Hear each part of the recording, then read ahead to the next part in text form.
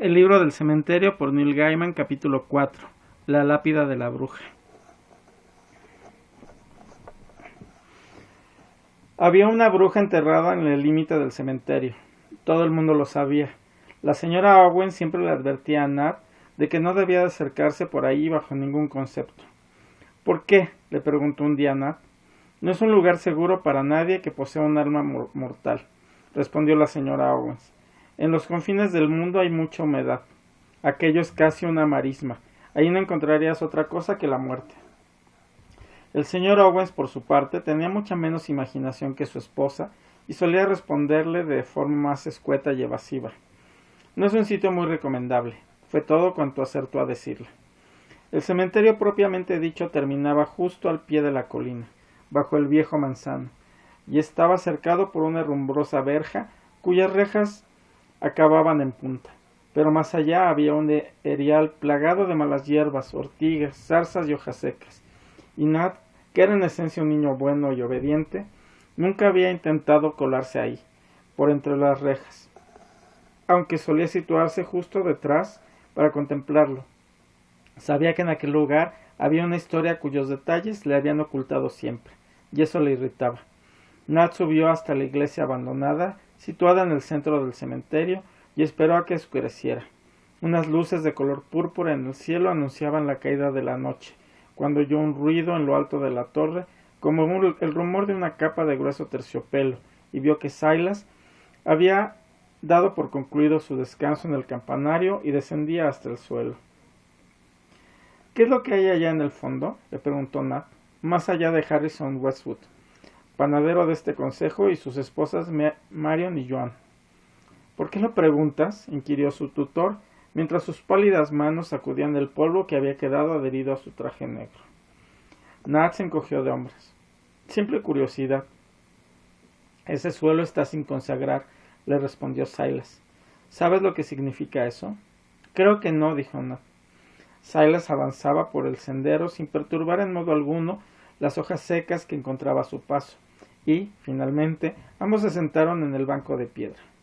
Hay quien piensa, comenzó a explicarle, con ese tono suave tan característico, que toda tierra es sagrada, que ya era sagrada antes de que llegáramos nosotros y seguirá siéndolo cuando nos vayamos. Pero aquí, en esta tierra en la que vives ahora, es costumbre bendecir las iglesias y, en torno a ellas, el terreno destinado a enterrar a los muertos. Sin embargo, en el extremo más alejado dejan siempre una zona sin consagrar para enterrar a los criminales, los suicidas y cualquiera que no profese su misma fe. ¿Quieres decir que todos los que están enterrados en esa parte eran malos? Silas alzó una ceja. Oh no, ni mucho menos. Veamos, hace tiempo que no me doy una vuelta por ahí, pero tampoco recuerdo que hubiese nadie especialmente malvado. Piensa que antiguamente colgaban a la gente por robar un simple chelín. Y siempre ha habido personas que, sintiendo que su vida se ha vuelto más difícil y dolorosa de lo que son capaces de soportar, llegan a creer que lo único que pueden hacer es adelantar su partida de este mundo. ¿Quiere decir que se suicidan, no?, preguntó Nat. Para entonces tenía unos 8 años, los ojos grandes, de mirada perspicaz y ni un pelo de tonto. Eso es. ¿Y funciona? Quiero decir, ¿después de la muerte son más felices? Silas reaccionó ante la ingenuidad del niño con una sonrisa tan espontánea y tan amplia que dejó asomar los colmillos por entre las comisuras de los labios. Algunas veces, pero por lo general no. Sucede lo mismo con los que creen que marchándose a otro lugar serán más felices. Tarde o temprano acaban descubriendo que no es así como funcionan las cosas. Por muy lejos que te vayas, nunca podrás huir de ti mismo. No sé si entiendes lo que quiero decir. Más o menos, respondió Nat. Silas se inclinó y le revolvió el cabello con la mano. ¿Y la bruja?, preguntó el niño. Exacto, replicó Silas. Suicidas, criminales y brujas. Todos aquellos que murieron sin confesar sus pecados. Silas se puso en pie de nuevo. Era como una sombra de medianoche en mitad del crepúsculo. Con tanta charla casi me olvido que todavía no he desayunado, dijo. Y tú llegas tardes a tus clases. Entre las crecientes sombras del cementerio tuvo lugar una implosión silenciosa, un susurro de obscuridad, envuelta en terciopelo. Silas se había esfumado. La luna empezaba a ascender en el cielo cuando Nat llegó al mausoleo del señor Pennyworth. Tom's Pennyworth. Aquí yace en la certeza de la más gloriosa resurrección. Le estaba esperando ya, y no parecía de muy buen humor. Llegas tarde, le reprendió. Lo siento, señor Pennyworth. Este chasqueó la lengua. La semana anterior las lecciones del señor Pennyworth habían girado en torno a los elementos y a los humores, pero Nat seguía confundiendo los unos con los otros.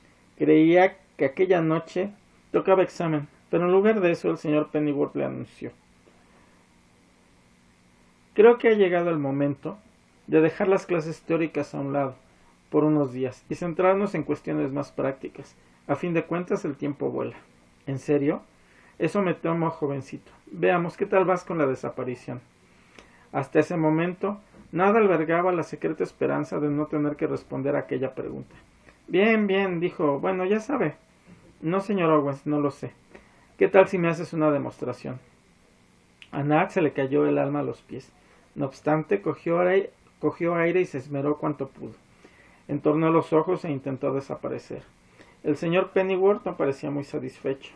Bah, esperaba algo más, francamente. Esperaba mucho más. Deslizamiento y desaparición, esas son las facultades que definen a un muerto. Nos deslizamos por entre las sombras. Desaparecemos para trascender los sentidos. Inténtalo de nuevo. Nat lo intentó poniendo aún más ahínco. Sigue siendo tan perceptible como esa nariz que sobresale en mitad de tu cara, dijo el señor Pennyworth. Y mira que es obvia tu nariz. Lo mismo que el resto de tu cara, jovencito. Lo mismo que tú. Por lo que más quieras y todos los santos, deja la mente en blanco. Ya eres un callejón desierto. Eres un umbral deshabitado. Eres nada. No hay ojo capaz de verte. No hay mente capaz de percibirte. En el espacio donde tú existes no hay nada ni nadie. Nat volvió a intentarlo una vez más. Cerró los ojos e imaginó que se desvanecía hasta integrarse en la mampostería del mausoleo, transformándose en una sombra, más entre las sombras que conformaban la noche, y estornudó. Lamentable, sentenció el señor Pennyworth, exhalando un suspiro. Francamente lamentable. Creo que voy a tener que hablar de esto con tu tutor. Y meneó la cabeza con desazón. Pasemos a otro asunto. ¿Los humores cuáles son? A ver, sangre, bilis, flema y el cuarto, la bilis negra, creo. Y continuaron con las lecciones hasta que llegó la hora de pasar a la clase de lengua y literatura con la señorita Leticia Burrows, solterona de este consejo, quien en toda su vida nunca infligió sufrimiento a hombre alguno. ¿Puede quien esto lea afirmar lo mismo? A Nat le gustaba la señorita Burrows y el hogareño ambiente que reinaba en su pequeña cripta, y sobre todo lo increíblemente fácil que resultaba distraerla de la lección. Dicen que hay una bruja enterrada en la zona no consagrada, le comentó. Sí, tesoro, pero no merece la pena que visites esa parte del cementerio. ¿Por qué no? La señorita Burrows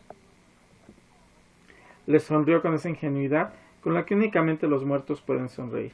No son como nosotros, respondió. Pero también forma parte del cementerio, ¿no? Quiero decir, puedo ir a visitarla si quiero. En realidad, dijo la señorita Burrows, sería preferible que no lo hicieras. Nat era un niño obediente, pero también curioso.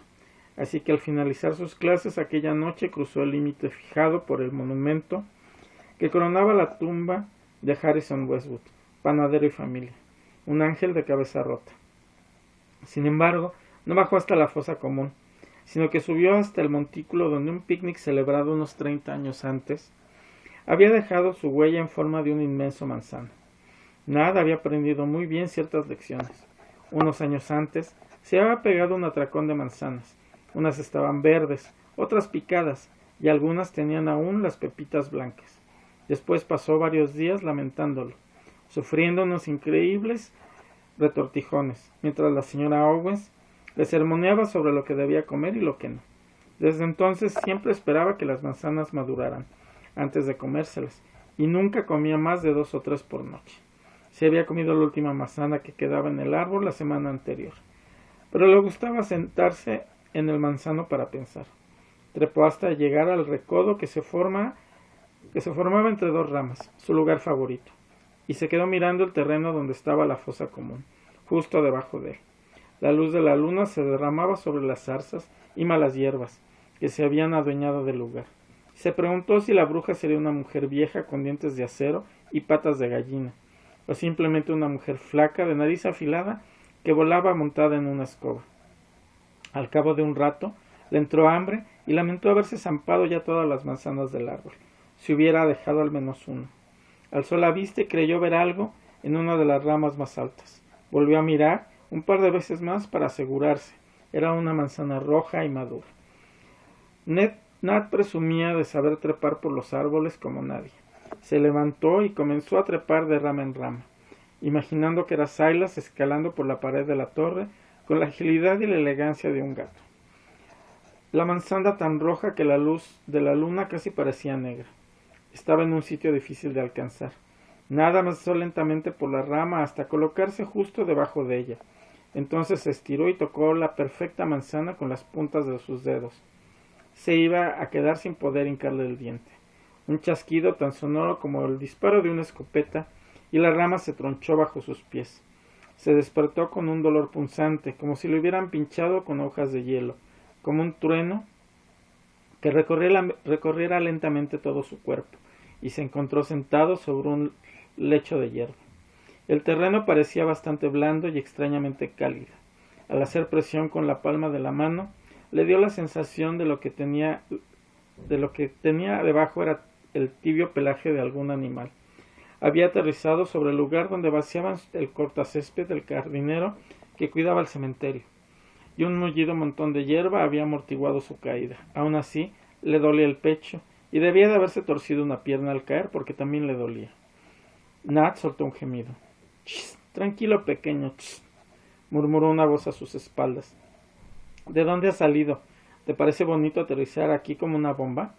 Estaba allá arriba en el manzano, le explicó Nat. Ah, deja que le eche un vistazo a esa pierna. Seguro que está rota como la rama del manzano. Nat notó unos dedos fríos que le presionaban la pierna izquierda. Pues no está rota, pero sí dislocada. Puede que incluso te hayas hecho un esguince. Ni que fueras el mismo diablo. Menuda suerte has tenido de ir a caer justo sobre el montón de césped. Tranquilo que no es el fin del mundo. Oh, estupendo, dijo Nat. De todos modos me duele mucho. Giró la cabeza para ver quién era la persona que estaba detrás de él. Resultó ser una niña algo mayor que él, y su actitud no era ni amigable ni hostil, más bien parecía cautelosa. Su rostro tenía una expresión inteligente, pero no era bonita en absoluto. Me llamo Nat, se presentó. ¿El niño vivo?, le preguntó. Nada, sintió con la cabeza. Me lo imaginaba, dijo la niña. Ya habíamos oído hablar de ti, incluso aquí en la fosa común. ¿Cómo dices que te llamas? Owens, respondió. Nadie Owens. Pero todo el mundo me llama Nat para abreviar. Encantada de conocerte, señorito Nat. Nat la miró de arriba abajo. No llevaba más que una especie de camisón blanco, sin bordados ni puntillas. Su cabello era largo y de un castaño no muy oscuro, y su cara recordaba un poco a la de un duende, con esa sonrisilla ladeada y siempre inquieta, independientemente de la expresión que adopta el resto de su cara. ¿Te suicidaste?, le preguntó Nat. ¿Robaste un chelín? Yo nunca he robado nada, ni siquiera un pañuelo. Y para tu información, añadió en tono impertinente, los suicidas están allí, al otro lado del espino, y los dos ajusticiados junto a las zarzas. Uno era un falsificador y el otro un salteador de caminos. O eso dice, pero para mí no era más que un vulgar ratero. Ah, dijo Nat, pero entonces un cierto recelo comenzó a apoderarse de él, y no pudo contenerse. Dicen que hay una bruja aquí enterrada. La niña asintió con la cabeza, ahogada, quemada y enterrada aquí mismo, y sin una triste lápida que indique dónde enterraron mi cuerpo. ¿Te ahogaron y además te quemaron? Se sentó a su lado, sobre el lecho de hierba cortada, y tomó la pierna herida entre sus gélidas manos. Se presentaron en mi casa con las primeras luces del alba, estando ya aún medio dormida, y me sacaron a rastras. Bruja más que bruja, gritaban. Recuerdo que estaban todos gordos y colorados. Se ve que habían madrugado para frotarse a conciencia, como se hace con los cerdos el día que hay mercado.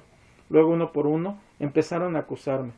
Una decía que le había cortado la leche, otro que sus caballos cojeaban, y por último la señorita Jemima, que era la más gorda y la que más a fondo se había restregado, se levantó y dijo que Solomon Porritt ya no la saludaba, y en cambio se paseaba el día merodeando por el lavadero como una avispa que rondaba un tarro de miel, y que la culpa de todo lo tenía yo, porque estaba claro que lo había hechizado, y que había que hacer algo para liberar al pobre chico de mi diabólica magia.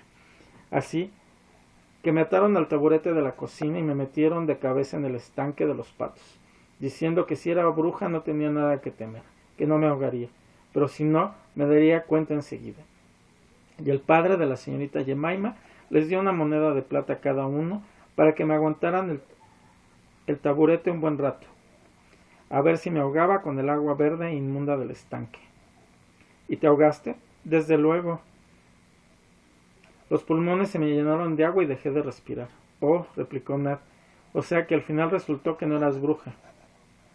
La niña clavó en él sus diminutos y fantasmagóricos ojos, esbozó una media sonrisa. Seguía pareciendo un duende, pero ahora sí resultaba guapa. Nat pensó que seguramente no le había hecho falta recurrir a la magia para atraer a Salomon Pruitt. No con esa sonrisa. ¡Qué bobada! Pues claro que lo era. Se dieron cuenta en cuanto me desataron y me tendieron sobre la hierba.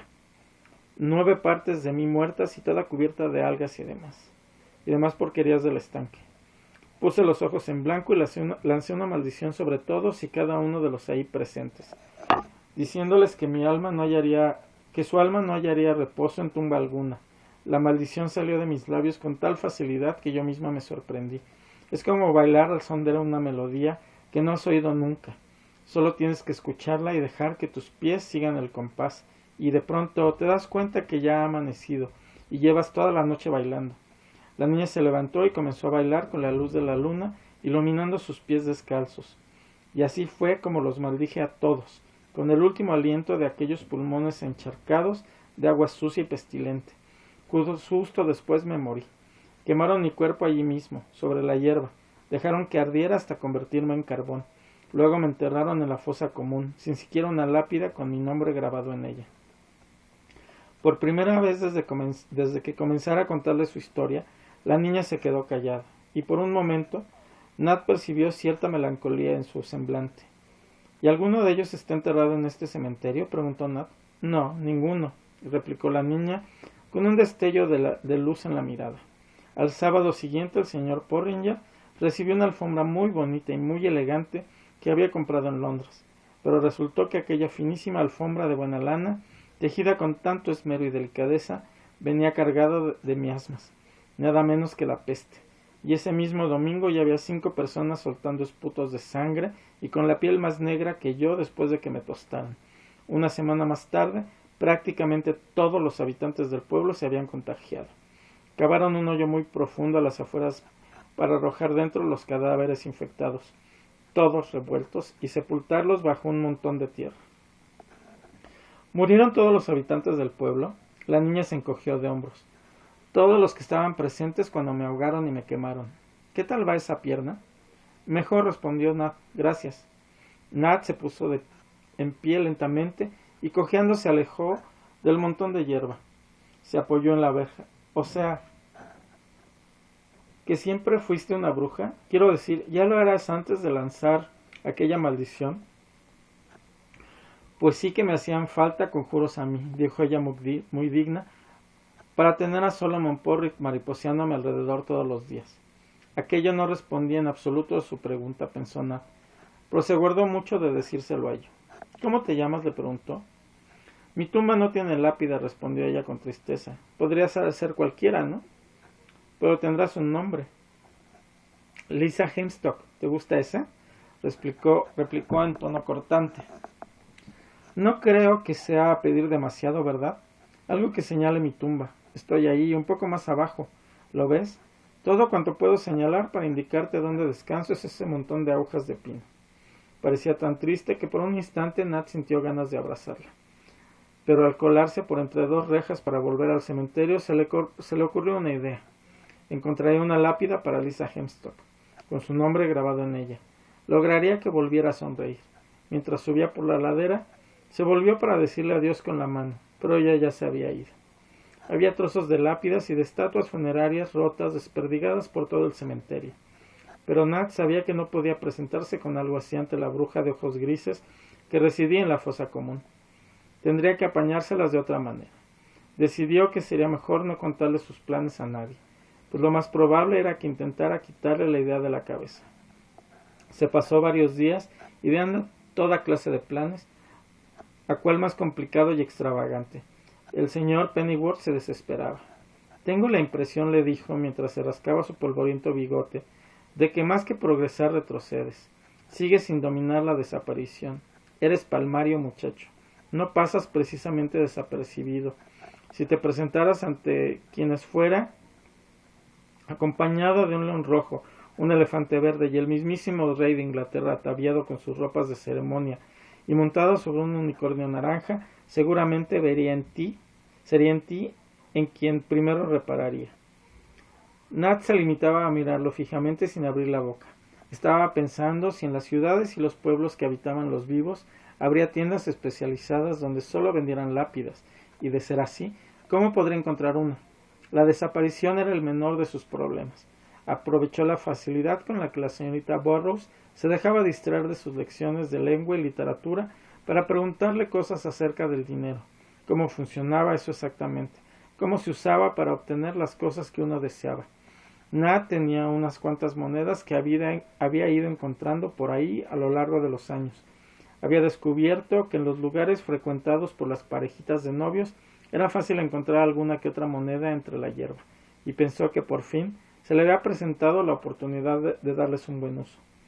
¿Cuánto viene a costar una lápida?, le preguntó a la señorita Burroughs.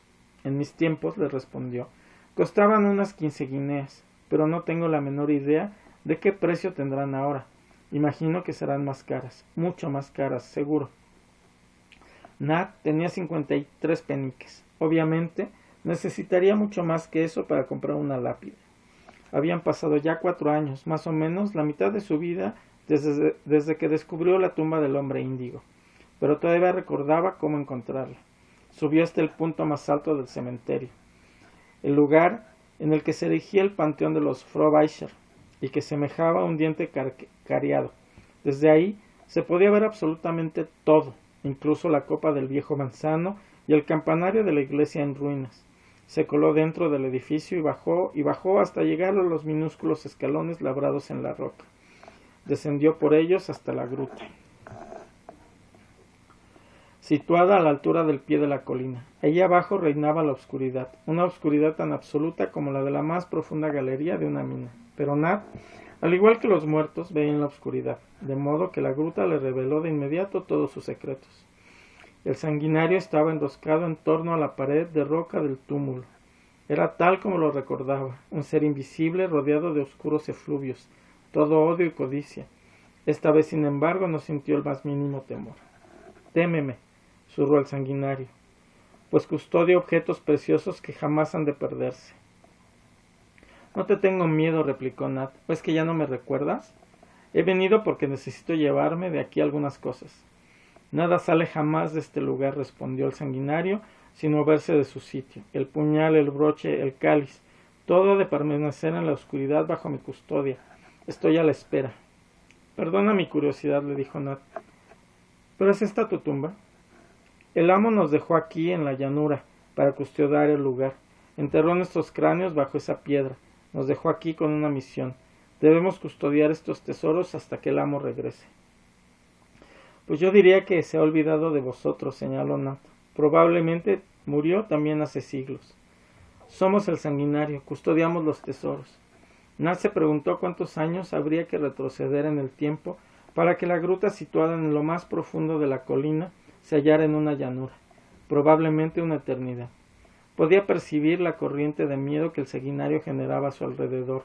Sentía el frío que le paralizaba despacio, como si una víbora polar le hubiera inoculado su gélido veneno directamente en el corazón. Se acercó a la losa de piedra y se inclinó para coger el broche. Susurró el sanguinario.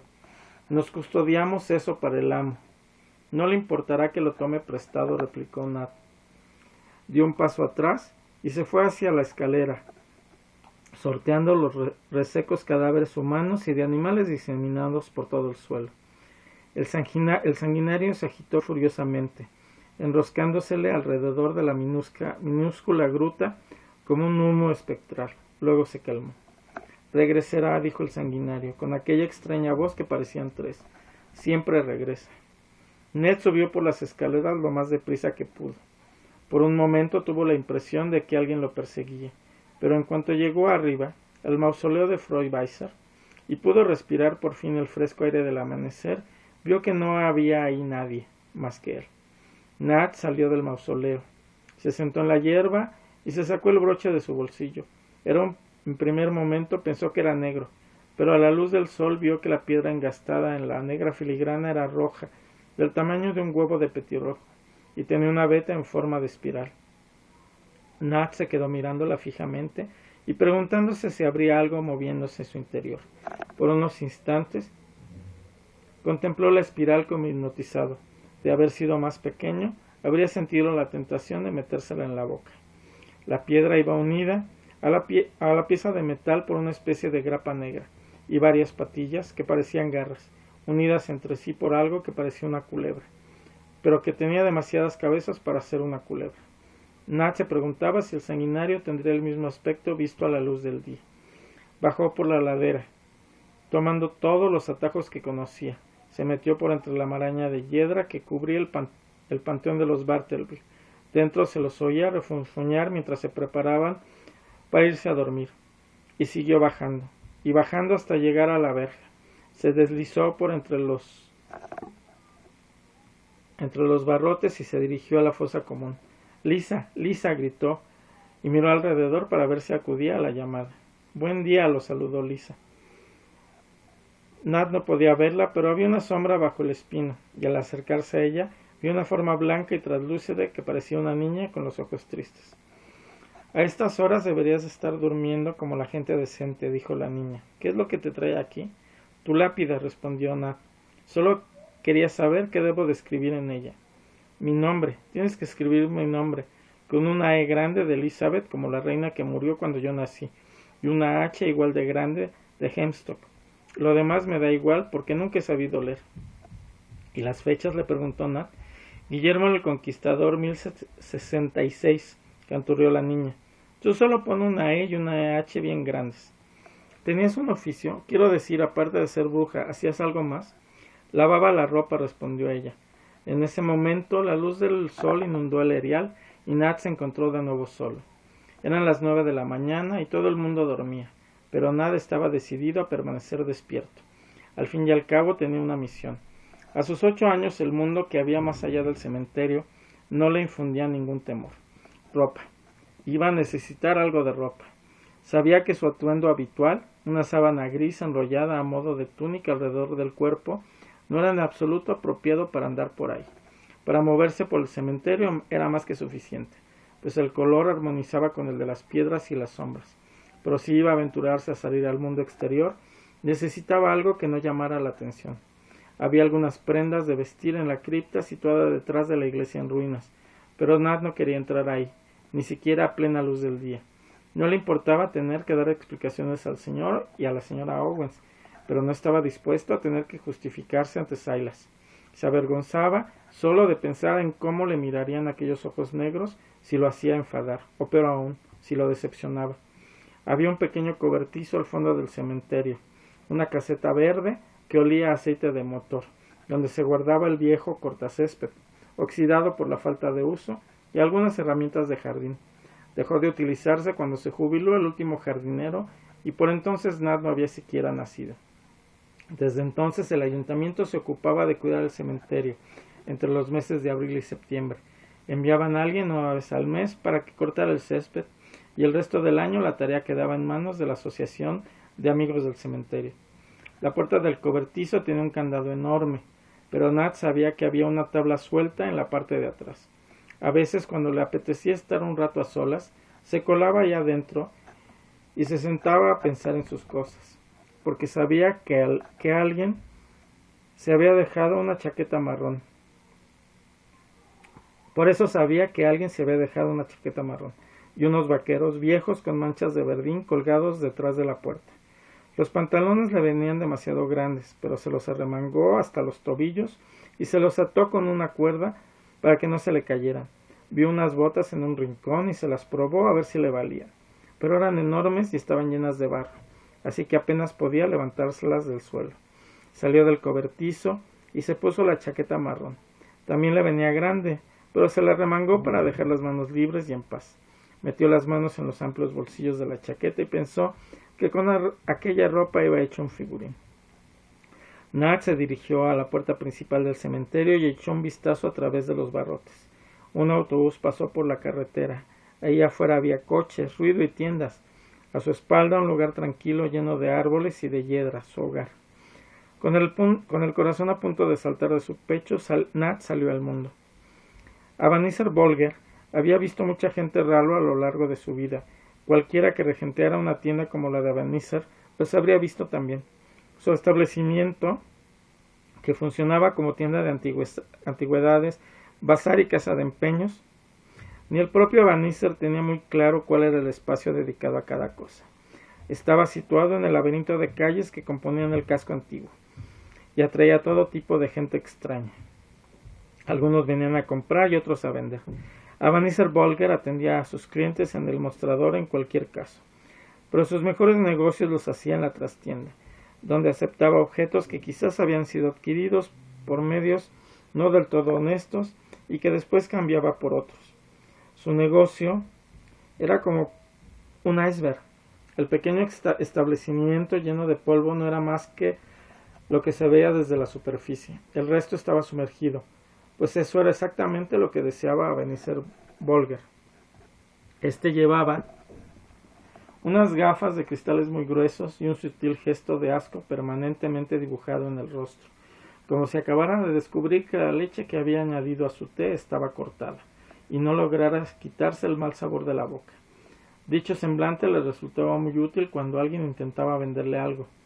Sinceramente esto no vale un céntimo. No obstante, como veo que para usted tiene cierto valor sentimental, le daré lo que pueda, les decía con gesto torcido. Tenía suerte si lograba obtener de él algo, siquiera remotamente parecido a lo que tú creías que querías.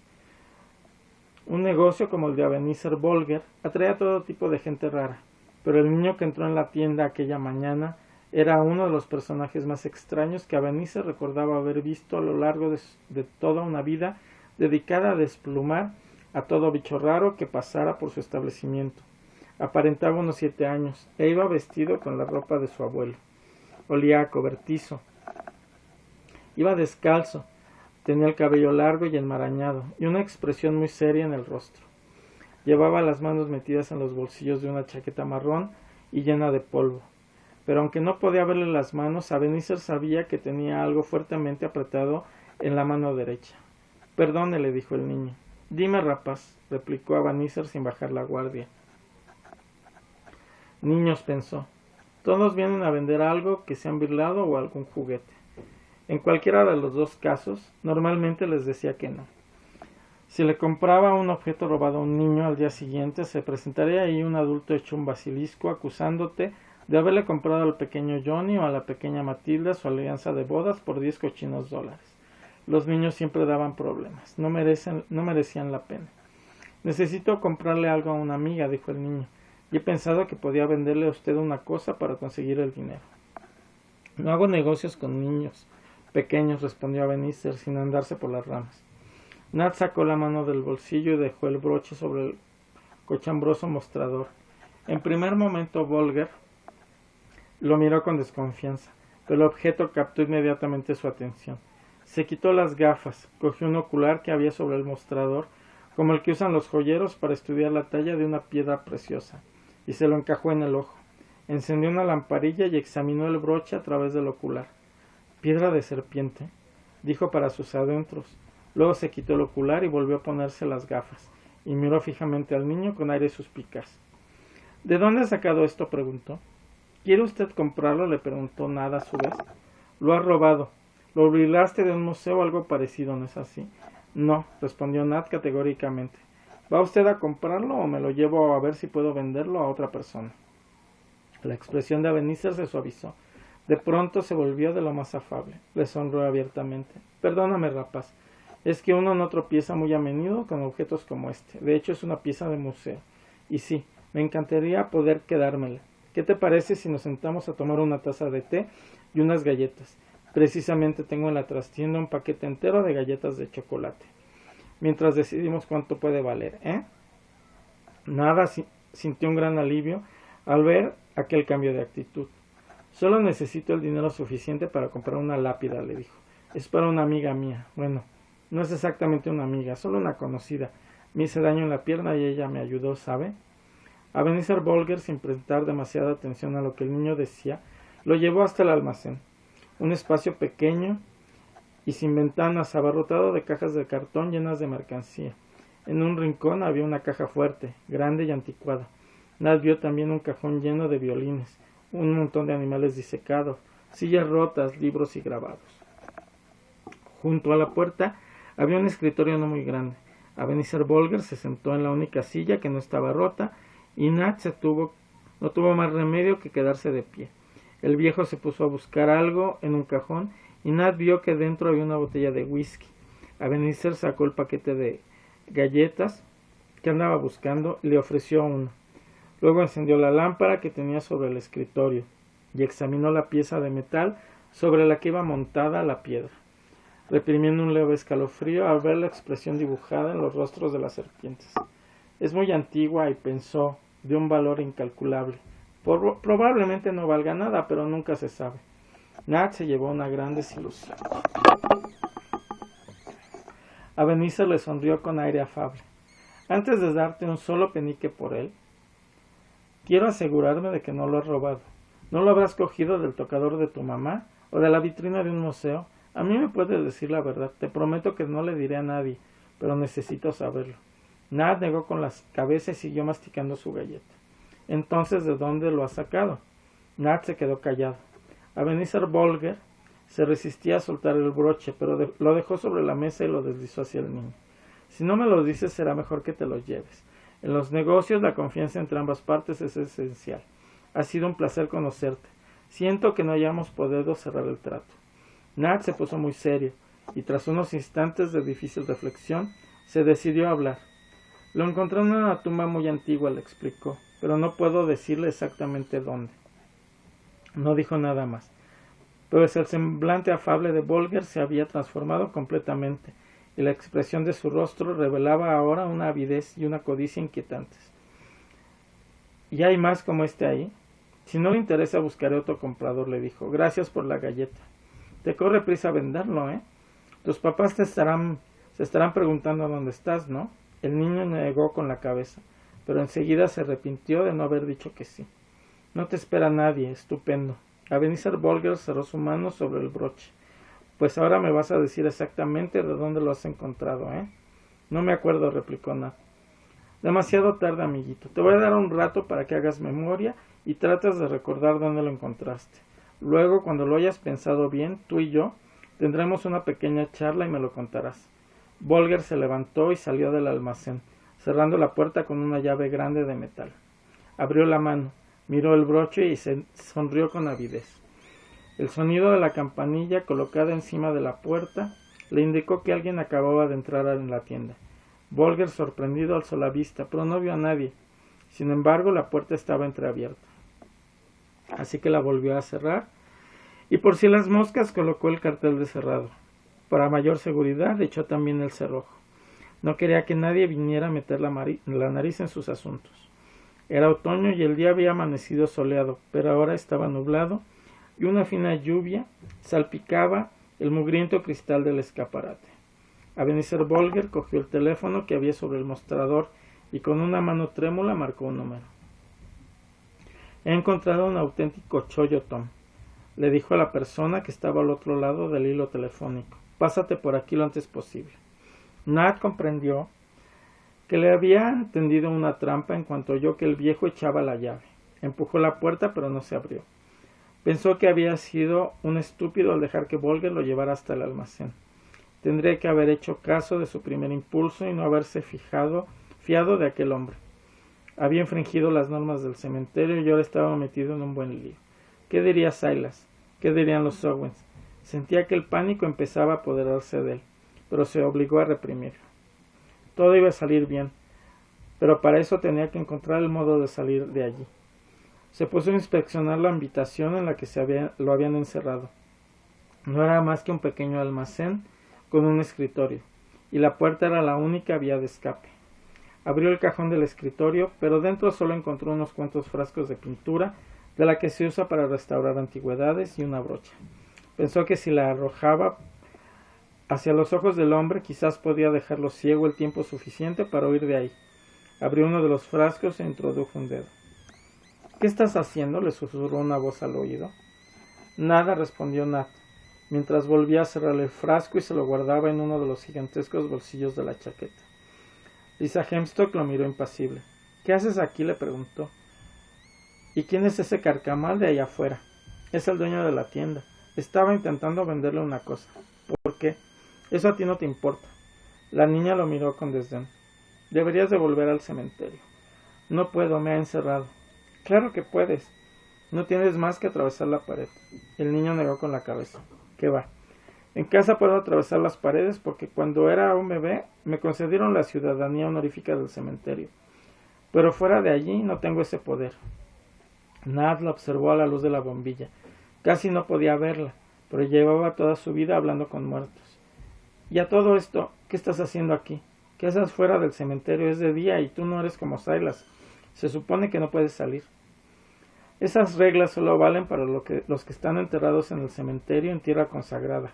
A mí nadie me dice lo que tengo que hacer, y tampoco necesito el permiso de nadie para ir a donde me dé la gana. Elizabeth miró hacia la puerta con el ceño fruncido. No me gusta nada ese tipo. Voy a ver lo que está haciendo. En un abrir y cerrar de ojos, la niña desapareció. Nat oyó el chasquillo de un trueno a lo lejos. En la oscuridad de su abirragada tienda, Ebenezer Bolger alzó la vista con recelo, convencido de que alguien lo estaba observando, pero enseguida se dio cuenta de que era una idea absurda. El niño está encerrado en el almacén y he echado el cerrojo a la puerta, se dijo. Estaba frotando con una gamuza la pieza metálica sobre la que iba montada la piedra de serpiente. Y lo hacía con tanto mimo y delicadeza como un arqueólogo que limpia una pieza recién extraída de la tierra. Había logrado quitarle toda la mugre y la plata relucía ahora como si fuera nueva. Empezaba a arrepentirse de haberle dicho a Tom Hastings que se pasara por la tienda, aunque Hastings era una mole y sabía cómo intimidar a la gente. También lamentaba tener que vender el broche cuando todo hubiera acabado. Era un objeto muy especial. Cuanto más brillo le sacaba, más ganas tenía de quedárselo. Pero seguro que había más en el lugar del que salió. El niño le diría dónde lo encontró y le llevaría hasta ahí. El niño. De pronto tuvo una idea. Venciendo la reticencia que tenía a separarse del broche, lo dejó sobre el mostrador y abrió el cajón para sacar una lata de galletas que contenía sobres, papel de carta y unas cuantas tarjetas. Se puso a buscar entre los papeles y sacó una cartulina algo más grande que una tarjeta de visita. Tenía los bordes negros y solo se veía una palabra escrita a mano, Jack. Debía de llevar ahí muchos años, pues la tinta había adquirido un tono sepia. Al dorso, a lápiz, Ebenezer había anotado con letra diminuta y precisa una serie de instrucciones, aunque recordaba perfectamente cómo debía usar esa tarjeta para llamar al hombre Jack. No, llamar no era la palabra más adecuada, mejor invitar. No era el tipo de persona al que uno pudiera llamar sin más. Alguien tocó a la puerta de la tienda. Bolger dejó la tarjeta sobre el mostrador y fue a ver quién era. Date prisa, le urgió Tom Hastings. Hace un frío que pela y me estoy empapando. Bolger quitó el cerrojo y Hastings, impaciente, empujó la puerta. Traía la gabardina y el pelo chorreando. A ver, ¿qué es eso tan importante que no puedes contar por teléfono? Algo que nos va a hacer ricos. Ni más ni menos. Tom Hastings se quitó la gabardina y la colgó detrás de la puerta. ¿Y de qué se trata? ¿Una valiosa mercancía que cayó de la parte trasera de un camión? Es un auténtico tesoro, contestó Bolger. 2 en realidad. Llevó a su amigo hasta el mostrador y colocó el broche bajo la luz de la lámpara para que su amigo pudiera verlo bien. Es una pieza antigua, ¿verdad? Anterior a la cristiana, precisó Ebenezer. Muy anterior, de la época de los druidas, previa a la llegada de los romanos. La llaman piedra de serpiente. Ya la había visto en algún museo. Nunca me había encontrado con un trabajo en orfebrería como este. Tan exquisito. Seguramente perteneció a algún rey. El chico que me lo ha traído dice que lo encontró en una tumba. Imagina una carretilla repleta de objetos como este. Igual merece la pena llevar este asunto por lo legal, dijo Hastings pensando en voz alta. Notificar a las autoridades competentes que hemos hallado un tesoro. Tienen la obligación de comprárnoslo a precio de mercado. Y podríamos pedirles que lo pusieran a nuestro nombre, el legado Hastings Bolger. Bolger Hastings le corrigió automáticamente a Van Isser. Conozco a algunos cuantos coleccionistas, gente que maneja mucho dinero, que estarían dispuestos a pagar por él una cantidad muy superior a su precio de mercado, si le damos la ocasión de cogerlo en sus manos, como lo tienes tú ahora. Hastings lo estaba acariciando suavemente como si fuera un gatito, y sin hacer preguntas. Bolger alargó el brazo y Hastings, no sin cierta reticencia, le devolvió el broche. Mencionaste 2 tesoros, dijo Hastings. ¿Cuál es el otro? Ebenezer Bolger cogió la tarjeta que había dejado sobre el mostrador y la alzó para mostrársela a su amigo. ¿Sabes qué es esto?, le preguntó. Bolger dijo que no con la tarjeta, con la cabeza. Ebenezer volvió a dejar la tarjeta sobre el mostrador. Hay alguien que busca a alguien y, por lo que yo sé, le replicó Ebenezer, el segundo alguien es un niño. Niños hay a montones, replicó Tom Hastings, por todas partes. Das una patada y salen 100. De lo cual deduzco que el tipo en cuestión está buscando a un niño en particular, ¿no es eso? Este niño en particular parece tener la edad adecuada, la pinta que lleva, en fin, enseguida verás a qué me refiero. Y fue él quien encontró el broche. Creo que podría ser él.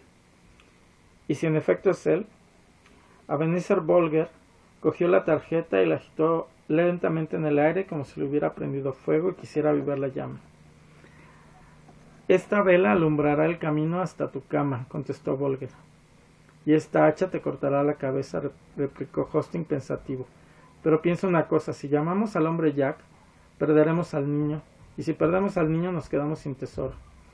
Se pusieron a discutir la cuestión, sopesando los pros y los contras, para dilucidar si merecía la pena entregar al niño y renunciar al tesoro, que había ido creciendo en su imaginación hasta convertirse en una cueva repleta de valiosísimos objetos.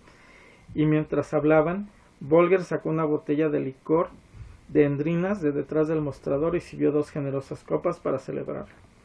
Lisa se aburrió pronto de escuchar la tediosa conversación, que no hacía más que dar vueltas y más vueltas en torno a lo mismo sin llegar a ninguna conclusión, y regresó al almacén. Nada estaba de pie en medio de la habitación con los ojos y los puños fuertemente apretados y el rostro contraído como si le dolieran